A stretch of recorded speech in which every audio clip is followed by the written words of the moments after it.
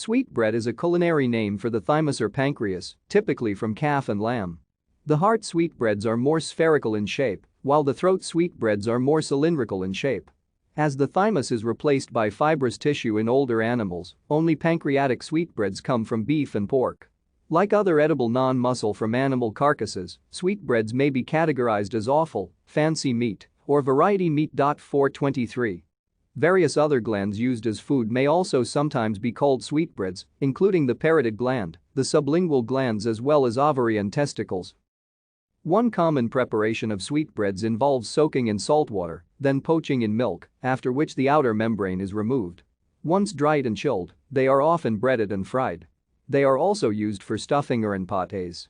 They are grilled in many Latin American cuisines, such as in the Argentine asado, and served in bread and Turkish cuisine. The word sweetbread is first attested in the 16th century, but the etymology of the name is unclear. Thank you for watching. Like and subscribe if you would like to view more of our videos. Have a nice day.